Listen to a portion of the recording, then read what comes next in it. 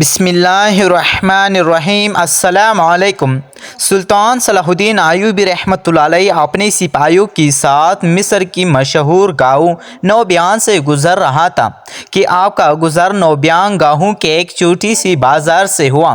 سلطان نے سپاہیوں کو حکم دیا کہ ہم آج دوپہر اسی بازار میں گزاریں گے اور ظہر کی نماز کے بعد دوبارہ اپنی منزل کی طرف روانہ ہو جائیں گے۔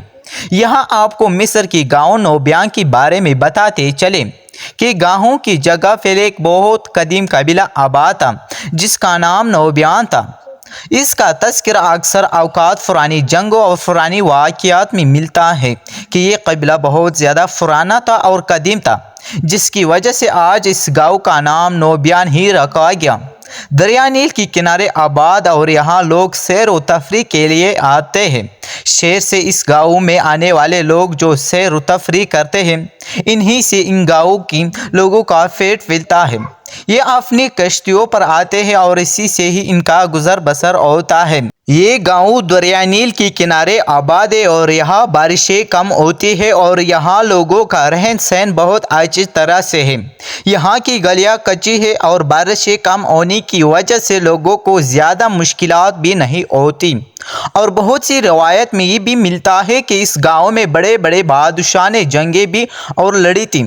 چونکہ یہ جگہ بہت فائدہ مند تھی، نوبیان گاؤں کے کنارے کھڑا ہو کر جب آپ دریا نیل کو دیکھتے تو دنیا کی آدھی خوبصورتی آپ کو اسی گاؤں میں دیکھنے کو ملتی ہے۔ بہت سی ملکوں سے لوگ صرف نوبیان گاؤں کی سیر و تفریح کے لیے آتے ہیں۔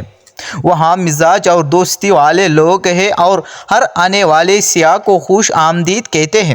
نوبیان گاؤں کے کنارے کھڑا ہو کر جب آپ دریا نیل کو دیکھتے تو دنیا کی آدھی خوبصورتی آپ کو اسی گاؤں میں دیکھنے کو ملتی ہے۔ سلطان صلاح الدین ایوبی رحمۃ اللہ علیہ نے بازار کی ایک جگہ قیام فرمایا اور تھوڑی دیر آرام کرنے کے بعد سلطان صلاح الدین ایوبی رحمۃ اللہ علیہ بازار کی سیر و تفریح کے لیے چل پڑے۔ آپ نے اس بازار کا حال احوال جانا۔ آپ رحمۃ اللہ علیہ اکیلے بازار میں سیر و تفریح کر رہے تھے کہ آپ کی نظر ایک دکاندار پر پڑی جس کے پاس بہت زیادہ رش لگا ہوا تھا۔ وہ دکاندار قصاب تھا اور گوشت کا کام کرتا تھا۔ سلطان صلاح الدین ایوبی رحمۃ اللہ علیہ نے باقی دکانداروں کو دیکھا جو کہ بالکل فارغ بیٹھے ہوئے تھے۔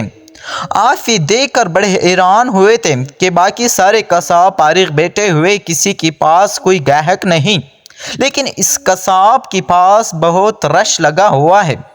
آپ رحمۃ اللہ علیہ نے عام تاجر کے بیس میں تھے اور سلطان صلاح الدین ایوبی رحمۃ اللہ علیہ اس تاجر کے پاس گئے اور پوچھا، اے نوجوان، میں نے باقی دکانداروں کو بھی دیکھا لیکن تیرا گوشت باقی دکانداروں کی نسبت بہت تیزی سے فروخت ہو رہا ہے، کیا میں اس کی وجہ جان سکتا ہوں؟ اور مجھے پوچھنے پر یہ بھی معلوم ہوا کہ تیری گوشت کی قیمت باقی دکانداروں سے 1 گنا زیادہ ہے، پھر بھی لوگ تیرے پاس کیوں آ رہے ہیں؟ تمہارے گوشت میں ایسی کیا خوبی ہے یا کوئی ایسا راز ہے کہ لوگ تمہارے پاس مہنگا گوشت خریدنے کے لیے کیوں آتے ہیں؟ اس نے سلطان صلاح الدین ایوبی رحمۃ اللہ علیہ کو ٹالنے کے لیے کہا کہ لوگوں کا مجھ پر اعتبار ہے کہ میں انہیں کبھی خراب چیز نہیں دیتا اور میرا کاروبار کافی پرانا ہے، اس لیے میرا گاہک پکے ہے اور صرف مجھ سے گوشت خریدتے ہیں۔ یہ سن کر سلطان صلاح الدین ایوبی رحمۃ اللہ علیہ سمجھ گئے کہ یہ صرف مجھے ٹالنے کے لیے ہی بات کر رہا ہے، اس کے پیچھے بہت بڑی وجہ ہے۔ جی اللہ کی عطا ہے، لیکن اس بندے میں ایسی کیا خوبی ہے کہ اللہ تعالیٰ اس کو اتنا عطا کر رہا ہے؟ باقیوں کی نسبت اس کا گوشت 10 گنا زیادہ بک رہا ہے۔ اب سلطان صلاح الدین ایوبی رحمۃ اللہ علیہ واپس اپنے آرام گاہ کی جگہ پر آ گیا، لیکن سلطان صلاح الدین ایوبی رحمۃ اللہ علیہ کو یہ بات ہضم نہیں ہو رہی تھی اور آپ کافی زیادہ سوچ بازار کرنے میں مصروف تھے اور کچھ زیادہ ہی سوچنے میں مصروف ہو گئے۔ اس کے بعد آپ رحمۃ اللہ علیہ نے اپنے آرام گاہ سے باہر جا کر دیکھا تو وہ نوجوان دکان بند کر کے واپس جا رہا تھا۔ آپ رحمۃ اللہ علیہ نے ایک تاجر کی بحث میں اس کا پیچھا کرنا شروع کر دیا۔ وہ نوجوان اپنے گھوڑے پر بیٹھا اور نوبیان گاؤں کی طرف چل پڑا۔ اور سلطان صلاح الدین ایوبی رحمۃ اللہ علیہ بھی اپنے گھوڑے پر سوار اس نوجوان کا پیچھا کرنے لگے۔ چلتے چلتے وہ نوجوان ایک بڑی سی حویلی کے اندر داخل ہوا اور اس حویلی کی دروازے پر ایک محافظ موجود تھا جو کہ شاید حویلی کی حفاظت کے لیے مامور کیا گیا تھا۔ سلطان صلاح الدین ایوبی رحمۃ اللہ علیہ نے نوبیان گاہو کی چند لوگوں سے اس تاجر کے بارے میں پوچھا کہ یہ کون ہے، تو ان گاہو والوں نے بتایا کہ اس کی بیوی اور بچے کسی حادثے میں مار گئے تھے اور یہ نوجوان بالکل اکیلا ہو چکا تھا، اور اسی دوران ہمارے گاؤں میں ایک آدمی نے اپنے بوڑھے ماں باپ کو گھر سے دھکے دے کر نکال دیا تھا۔ تو جب اس بات کا پتہ اس نوجوان کو چلا تو یہ ان کو اپنے گھر لے آیا اور اسی دن سے لے کر آج تک یہ ان کو اپنے پاس رکھے ہوئے ہیں۔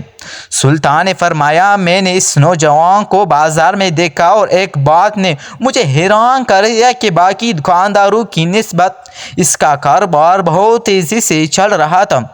باقی دکانداروں کی نسبت اس نے آتے ہی وقت میں اپنے سارا گوشت بیچ دیا اور گھر واپس آ گیا۔ کیا تم اس کے بارے میں بتا سکتے ہو کہ اس میں کیا ایسی خوبی ہے کہ اس کا کاروبار اتنا اچھا جا رہا ہے؟ تو انہوں نے کہا، تم اس حویلی میں چلے جاؤ اور خود ہی جان کر اس سے ان سوالوں کا جواب لے لو۔ سلطان صلاح الدین ایوبی رحمۃ اللہ علیہ نے دروازہ کھٹکایا، اندر سے آواز آئی، اندر آ جاؤ۔ آپ رحمۃ اللہ علیہ اندر گئے، سلام کیا، تاجر نے آپ کی سلام کا جواب دیا اور پھر اپنی مصروفیت میں مصروف ہو گیا۔ سلطان بڑا حیران تھا کہ اس نوجوان نے مہمان سے کچھ نہیں پوچھا اور اپنی مصروفیت میں مصروف تھا، لیکن پھر دوسری طرف سلطان بڑا حیران ہوا کیونکہ وہ نوجوان کوئی اور کام نہیں بلکہ وہ ایک بوڑھی بزرگ اور ایک بوڑھی عورت کی خدمت میں مصروف ہو گیا۔ چونکہ سلطان جانتا تھا کہ یہ اس کی اپنی ماں باپ نہیں، لیکن یہ اتنی خدمت کیوں کر رہا ہے؟ سلطان صلاح الدین ایوبی رحمۃ اللہ علیہ نے اس نوجوان سے پوچھا، اے نوجوان، میں جانتا ہوں کہ تیرے ماں باپ نہیں، لیکن تو ان کی اتنی خدمت کیوں کر رہا ہے؟ اس نوجوان نے ایسے ہی کہا، آپ تاجر نہیں بلکہ یہاں کی سلطان لگتے ہو۔ پھر مسکرانے لگا اور بولا، سلطان معظم، میں نے ان کو پہلے دن سے ہی اپنا ماں باپ سمجھا اور اپنے ماں باپ کی طرح ہی ان کی خدمت کی، لیکن ایک بات میں آپ کو بتاتا چلوں کہ جس دن میں نے ان کو لے کر اپنے گھر آیا تھا، میرے پاس صرف ایک جھونپڑی تھی اور اس میں رہنے کے لیے صرف چند بستر تھے۔ میرے پاس کچھ نہیں تھا۔ میری دکان اس وقت بھی موجود تھی اور بڑی مشکل سے چند سکے کما پاتا جن سے ہمارے گھر کا گزر بسر مشکل ہوتا، حتیٰ کہ سلطان معظم میں حرام گوشت بھی بیچا کرتا تھا۔ مرا ہوا کچھ جانوروں اگر مجھے مل جاتا تو میں اسے کوڑیوں کی بہاؤ خرید کر اپنی مرضی سے بیچا کرتا تھا۔ مجھے اس وقت بھی ٹھیک ٹھاک رزق مل جاتا تھا، لیکن اس میں کوئی برکت نہیں تھی، وہ جیسی آتی ویسی چلتی تھی۔ اور پھر چند لوگ مجھ پر شک بھی کرنے لگے تھے، جو تھوڑی بہت عزت تھی وہ بھی جاتی دے کر میں نے اللہ سے توبہ کی، لیکن پھر جس دن سے میں نے ان کی خدمت کرنا شروع کر دی تو اللہ تعالیٰ نے مجھے اپنی بے انتہائی نعمتوں سے نواز دیا۔ میرے دن چند لمحوں میں بدلنے لگے اور آج میں نوبیان گاہو کی بازار کا سب سے بڑا تاجر بن گیا ہوں۔ اللہ تعالیٰ نے ایک اچھا گھر بھی دیا اور میرا کاروبار صرف نوبیان گاہوں میں ہی نہیں بلکہ باقی گاہوں کی بازاروں میں بھی موجود ہے۔ یہ سن کر سلطان صلاح الدین ایوبی رحمۃ اللہ علیہ بڑے حیران ہوئے کہ بوڑھی بزرگ اور ایک بوڑھی عورت کی خدمت کرنے پر اللہ تعالیٰ نے اسے اتنا بڑا صلاح دیا، اور وہ بدبخت نوجوان جس نے اپنے ماں باپ کو دھکے دے کر نکال دیا اس کے بارے میں پوچھا تو اس نوجوان نے کہا کہ وہ کف کا پاگل ہو چکا ہے اور اب نوبیان گاہوں کی گلیوں میں پھٹکتا ہے۔ سلطان صلاح الدین ایوبی رحمۃ اللہ علیہ نے کہا، یہی بات تو مجھے حیران کر رہی تھی کہ تمہارا کاروبار باقی تاجروں کی نسبت بہت اچھا تھا، اور میں سمجھ گیا تھا کہ یہ تمہاری قابلیت نہیں اور نہ ہی کچھ اور ہے بلکہ یہ اللہ کی عطا ہے۔ اور میں دیکھنا چاہتا تھا کہ اللہ تعالیٰ کو تیری یہ ادائیگی پسند آ گئی ہے، اس لیے اللہ تمہیں اتنا عطا کر رہا ہے۔ سلطان نے کہا مجھے اس میں دلچسپی نہیں تھی کہ تمہارا کاروبار اتنا کیوں چل رہا ہے، مجھے اس بات میں دلچسپی تھی کہ ادا کرنے والا کس بات سے خوش ہو کر تمہیں عطا کر رہا ہے۔ اس کے بعد سلطان صلاح الدین ایوبی رحمۃ اللہ علیہ نے کہا تم نے میرے بارے میں کہاں سے پوچھا کہ میں کون ہوں اور کہاں سے آیا ہوں؟ تو وہ نوجوان مسکرانے لگا اور کہا اے بھائی، میں ان کی خدمت میں اتنا مشغول ہو جاتا ہوں کہ مجھے اپنا کھانا تک یاد نہیں رہتا، تو آپ سے پوچھنے کا کیا یاد رہتا ہے؟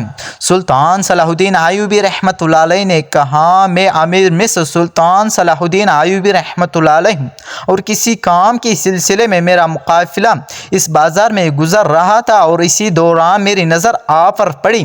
یہ سن کر وہ نوجوان اس وقت سلطان کی قدموں میں گر پڑا اور کہا سلطان معظم، مجھے نہیں پتہ تھا کہ آپ سلطان معظم ہیں، ورنہ میں آپ سے یہ سلوک نہ کرتا۔ سلطان نے کہا اگر تجھے معلوم ہوتا کہ میں سلطان نہیں ہوں تو اسی طرح میرے ساتھ سلوک کرتا تو مجھے بالکل غصہ نہیں آتا، کیونکہ یہ بوڑھی بزرگ تمہاری ماں باپ کی جگہ ہے اور ماں باپ سے کوئی بھی چیز افضل نہیں ہوتی، چاہے سلطان کیوں ہی نہ ہو۔ دوستو، یہ جو انسان کے پاس ٹیلنٹ ہوتا ہے یہ کچھ نہیں ہوتا۔ اگر تم اپنی ماں باپ کی غلام بن جاؤ تو اللہ کی قسم دنیا تجھے اپنا بادشاہ بنا دے گی، اور اللہ تعالیٰ سے دعا ہے کہ اللہ تعالیٰ ہر مسلمان کو اپنی ماں باپ کی خدمت کرنے کی توفیق عطا فرمائیں۔ دوستو، اگر اسی ویڈیو سے کچھ نہ کچھ سبق حاصل کیا تو ویڈیو کو لائک کر کے چینل کو بھی سبسکرائب کر لیجیے۔